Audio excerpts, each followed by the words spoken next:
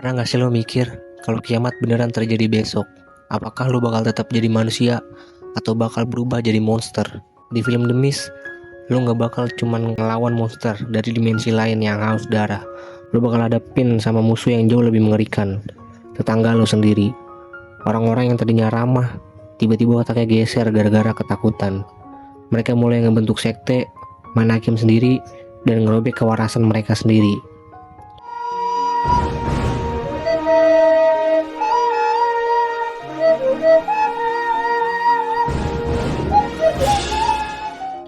Halo Sobat Kelar, balik lagi di channel 20 Menit Kelar. Dan kalau kalian suka videonya, jangan lupa untuk like, share, subscribe, dan komen film apa yang 20 menit kelarin selanjutnya. Karena di sini film panjang, santai, 20 menit kelar. Gas kita mulai. Film dimulai sama David, seorang seniman yang lukisannya udah langganan dibeli sama bos-bos Hollywood. Tapi hidup tenang itu hancur pas badai gila datang.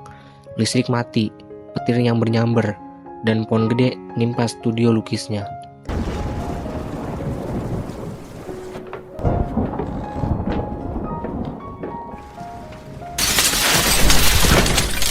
Besok paginya, Billy, anaknya, lihat rumah tetangganya si Norton yang juga hancur.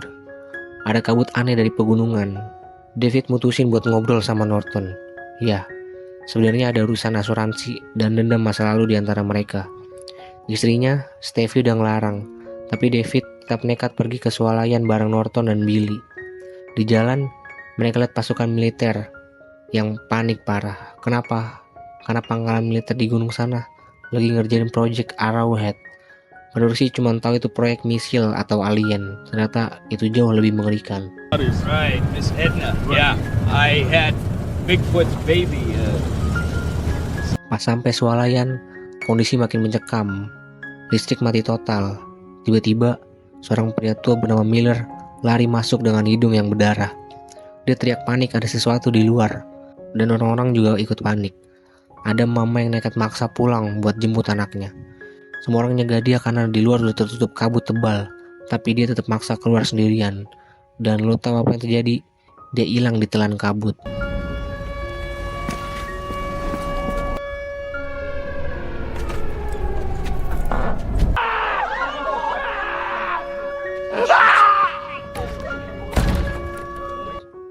Di swalayan, David, Oli, dan karyawan toko pergi ke gudang buat nyari selimut dan ngecek generator.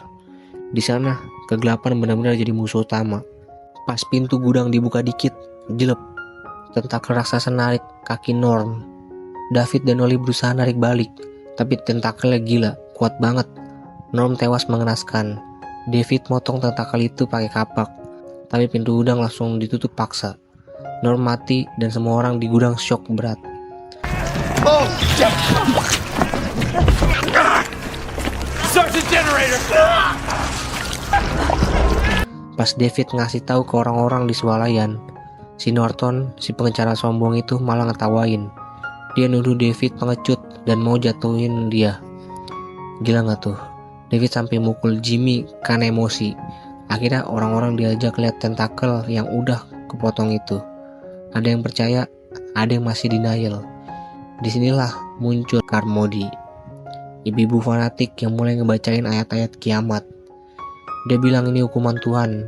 Makin lama, makin banyak yang percaya sama dia. Kelompok Norton mutusin buat nekat keluar cari bantuan.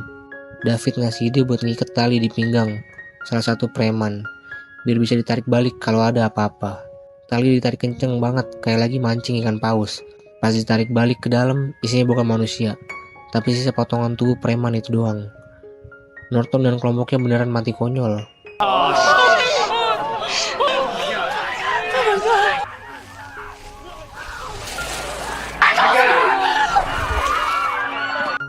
Malam tiba, dan swalayan diserang monster terbang. Kaca pecah, orang kena sengat, dan ada yang kebakar. Oli berhasil nembak monster, tapi keadaan udah gak bisa dikendaliin.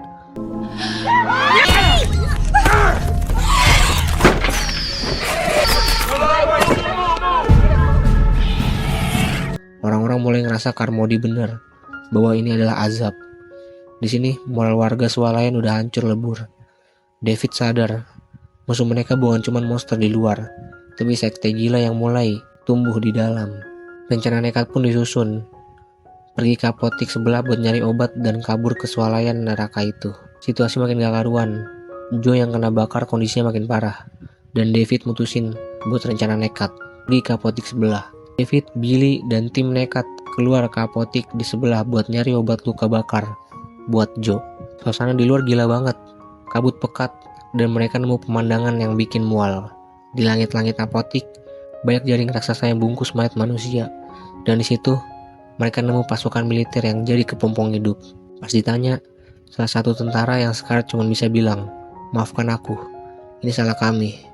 Ternyata Project Arrowhead itu emang project buat ngebuka lubang dimensi ke dunia lain. Dan eksperimen mereka gagal total.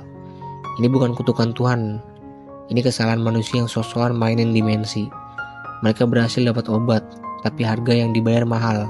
Laba-laba kecil yang keluar dari perut tentara itu berhasil ngebunuh 2 orang di tim mereka. Come on, Frankie, stand, come on.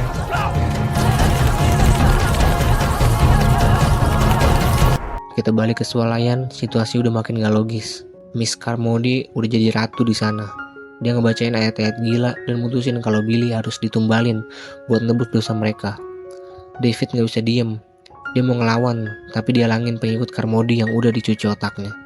Saking parahnya, mereka sampai ngebunuh Yesup, tentara yang sisa satu-satunya. Cuman gara-gara dianggap pembawa sial.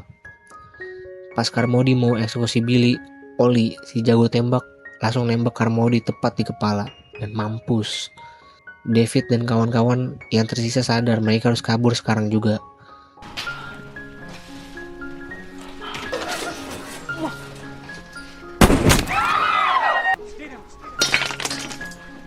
Mereka lari ke mobil, nekat buat nembus kabut. Di jalan pemandangannya kayak neraka. Mereka ngelewat rumah David dan istrinya juga udah tewas terbungkus jaring laba-laba. Mereka terus jalan sampai akhirnya bensin habis di tengah jalan yang sepi. Harapan mereka mati di situ. Dan ini bagian yang paling nyesek. Di mobil sisa 5 orang, tapi peluru sisa 4. David ngeliat Billy yang lagi tidur, dan dia gak mau anaknya mati disiksa monster di luar sana. Dengan air mata bercucuran, tangan gemetar, David ngebunuh teman-temannya dan anaknya sendiri. Dar. 4 tembakan, 4 nyawa melayang di tangan ayahnya sendiri.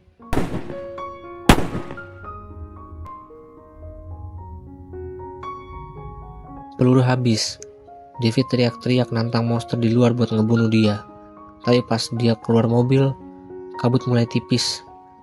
Lo bayangin, dari kejauhan, pasukan militer datang bawa tank, bawa senjata lengkap, dan bantuan besar-besaran. Di truk militer itu, ada ibu-ibu yang di awal film keluar supermarket sendirian. Dia selamat. Bantuan itu udah sedekat itu, tapi telat 5 detik. David ngebunuh anak dan temen-temennya padahal 5 detik lagi mereka bakal diselamatin. Dan David pun meraung gila, nyesel seumur hidup.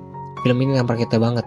Kalau kepanikan dan rasa takut, itu bikin manusia jadi monster yang lebih kejam daripada monster manapun. Menurut lo, David itu pahlawan yang nyelamatin mereka dari penderitaan atau pecundang yang gegabah? Tulis di komen.